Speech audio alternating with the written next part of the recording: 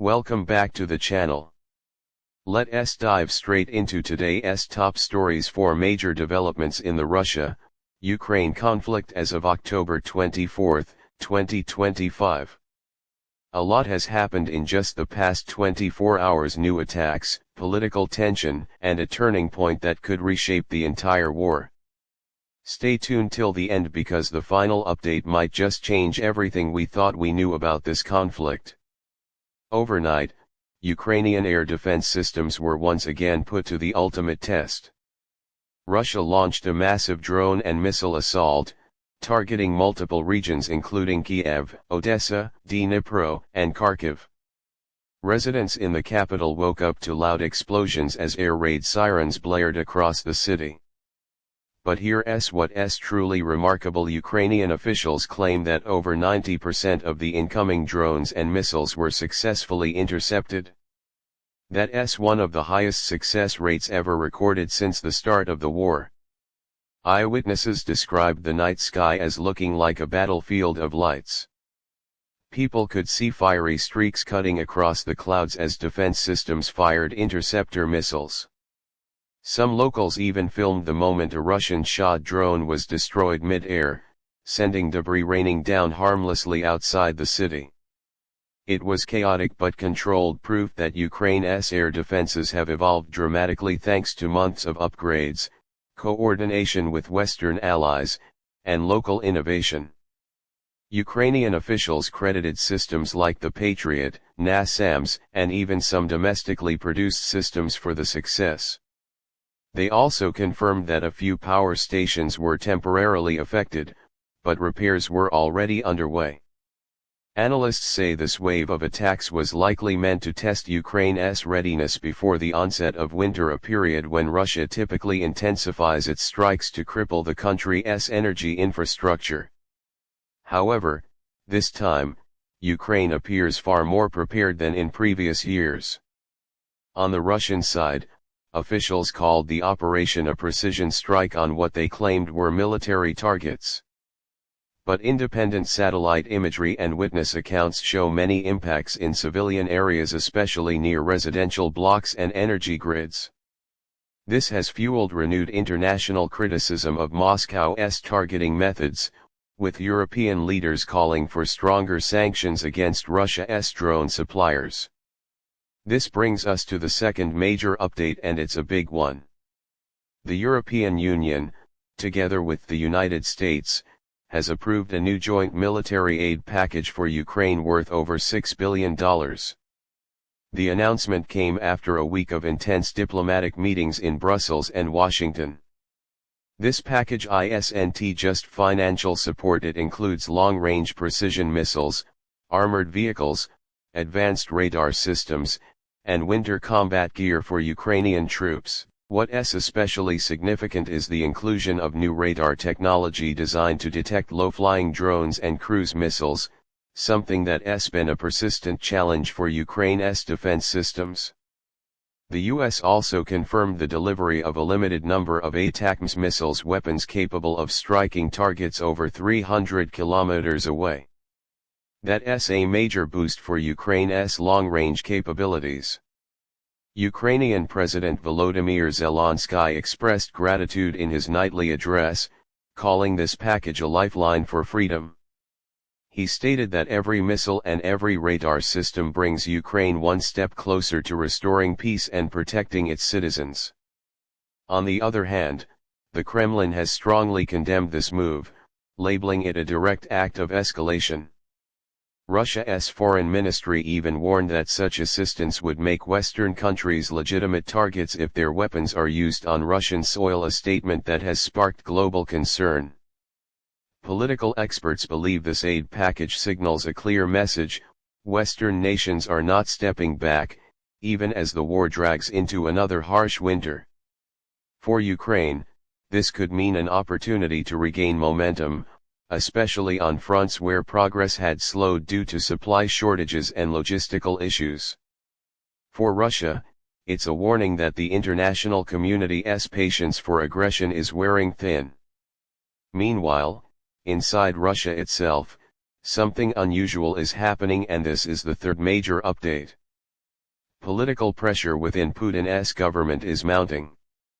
Reports from Moscow indicate growing frustration among regional governors, military commanders, and even members of Putin's inner circle. The cause heavy troop losses in eastern Ukraine and public dissatisfaction with the prolonged war. For months, the Kremlin has maintained a tight grip on the narrative, controlling media coverage and suppressing dissent. But now, cracks are starting to show. Some local officials are reportedly questioning the sustainability of the war effort. Anonymous sources claim that several defense officials have submitted resignation requests that were quietly rejected. Adding to this internal tension are growing protests from families of mobilized soldiers. These protests, though small, are spreading. Videos circulating online show mothers demanding answers from officials about the fate of their sons sent to the front lines months ago. Russian state TV, for the first time in many months, aired brief and heavily censored footage of such gatherings, likely an attempt to contain the narrative rather than ignore it entirely. Political analysts suggest that a major cabinet reshuffle might be imminent. Some believe that Putin could replace his defense minister or chief of staff to restore confidence.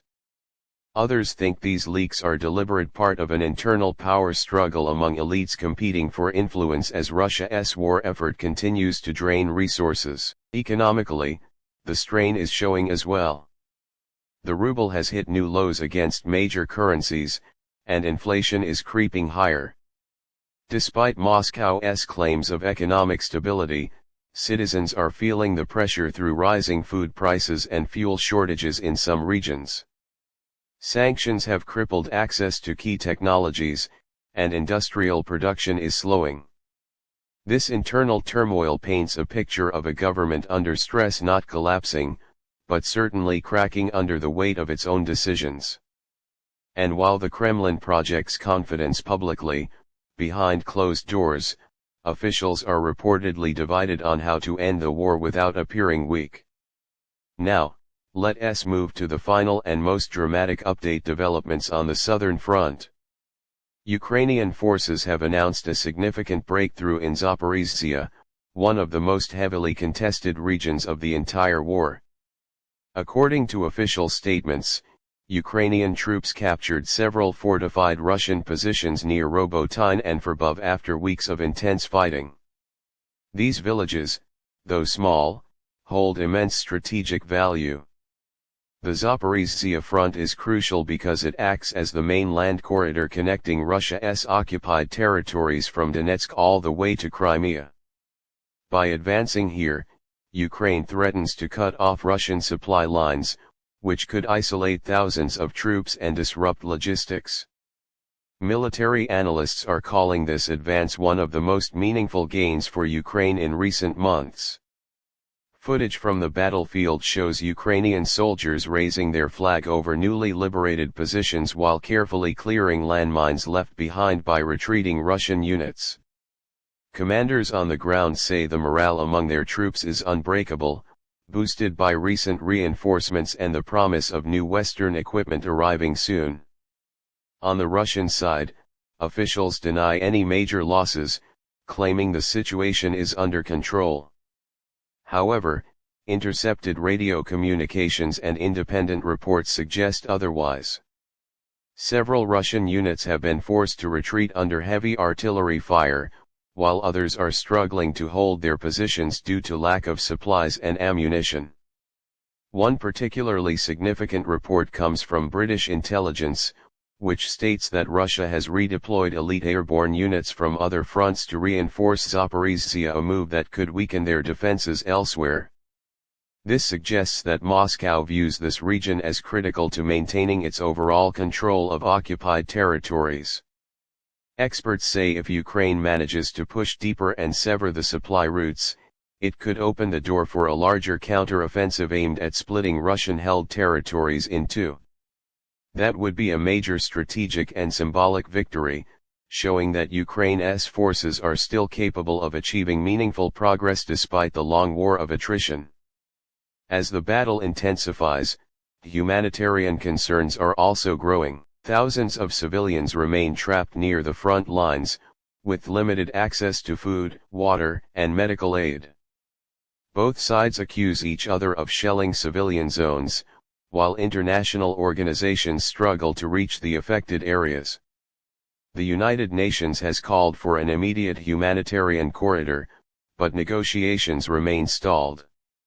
Looking at all these developments together, one thing becomes clear: this war is evolving faster than ever.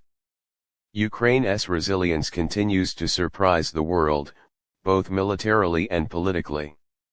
The country has shown that even under relentless pressure, it can adapt, survive, and fight back.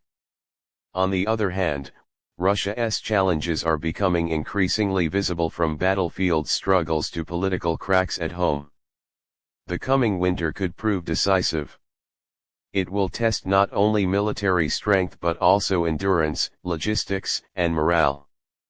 Will Ukraine manage to maintain its momentum and push further south, or will Russia use the harsh weather as an advantage to regroup and strike back? Those questions may define the next chapter of this war. What do you think? Could this winter finally tilt the war in UKR?